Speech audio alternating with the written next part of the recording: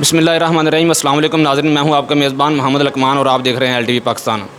ناظرین، اس وقت فوٹا پاس مفتی خالد صاحب جو ہیں ان کے پاس میں موجود ہوں۔ ہم ان سے جڑا والا جو واقعہ ہوا ہے، قرآن پاک کی بے حرمتی ہوئی ہے اور حضور پاک صلی اللہ علیہ وسلم کی شان میں گستاخی ایک کرسچن نے کی ہے، تو اس ملعون کے بارے میں پوچھیں گے کہ مفتی صاحب سے پوچھیں گے ان کی سزا کیا ہونی چاہیے۔ بسم اللہ الرحمن الرحیم۔ جس طرح آپ نے سوال کیا ہے،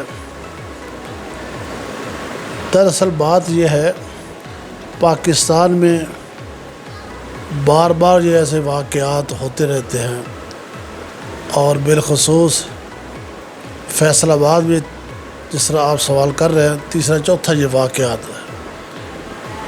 نبی پاک صلی اللہ علیہ وسلم کی بے ادبی جڑا والا میں ہوا، فیصل آباد کے قریب ہے نا، بعض جڑا والا فیصل آباد کا علاقہ ہے نا، وہاں حضور علیہ السلام کی بے ادبی، قرآن کی بے ادبی، کسی نے نبوت کا دعویٰ کر دیا اور کسی نے قرآن کی بے حرمتی کی۔ اس کی وجہ یہ ہے ہماری پالیسیاں غلط ہیں پاکستان کی، کہ اگر کوئی مجرم ہے قرآن کا یا نبی پاک کی گستاخی کا، اس کو کڑی سزا دی جائے۔ اگر اس کو کڑی سزا دی جائے گی، دوبارہ غیر مسلم کی جرت نہ ہوگی وہ قرآن کی بے ادبی کرے یا نبی پاک صلی اللہ علیہ وسلم کی بے ادبی کرے۔ آج تک ہمیں کوئی ثابت کرے پاکستان میں جو گستاخ رسول ہے یا قرآن کا گستاخ ہے، اس کو حکومت نے کون سی سزا دی ہے؟ جب وہ حکومت اس کو صرف گرفتار کرنے کی کوئی سزا تو نہیں ہے، یہ تو قوم کو بے وقوف بنانا ہوتا ہے، چپ کرانا مقصود ہوتا ہے۔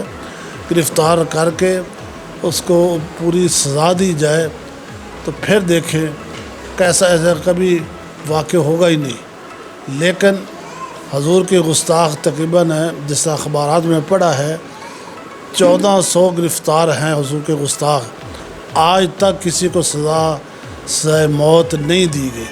کسی ایک کوئی سزا موت دی جاتی، چوک کے کٹہرے میں کھڑے ہو کر سزا دی جائے، دوبارہ کسی کی جرت نہیں ہوگی کہ وہ قرآن کی گستاخی کرے یا نبی پاک صلی اللہ علیہ وسلم کی بے ادبی کرے۔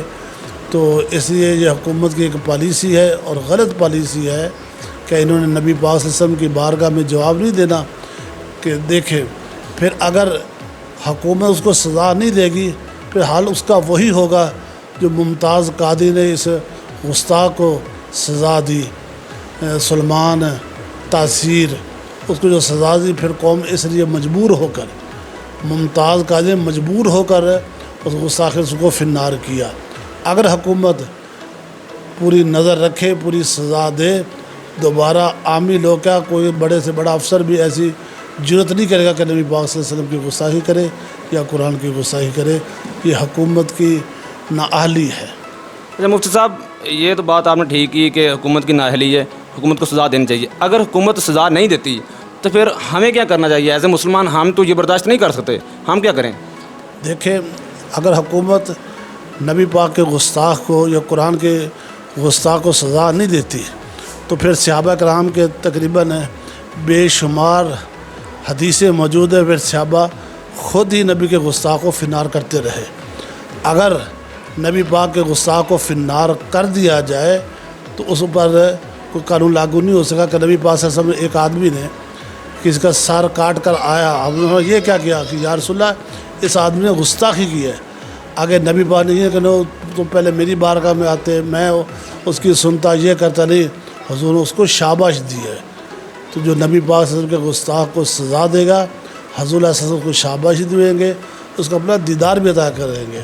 جیسے کہ نبی پاک صلی اللہ علیہ وسلم کے دیکھو 1929 کے اندر گستاخی کی راجپال نے، تو اس وقت جو اس کو سزا دینے والا غازی علم الدین شہید، بار بار حضور علیہ السلام کی زیارت بھی ہوئی، موسیٰ علیہ السلام کی زیارت بھی ہوئی، انہیں شاباش بھی دی، اس نے نبی پاک صلی اللہ علیہ وسلم کی گستاخی کی، انہیں فوراً فی النار، راجپال کو فی النار کیا۔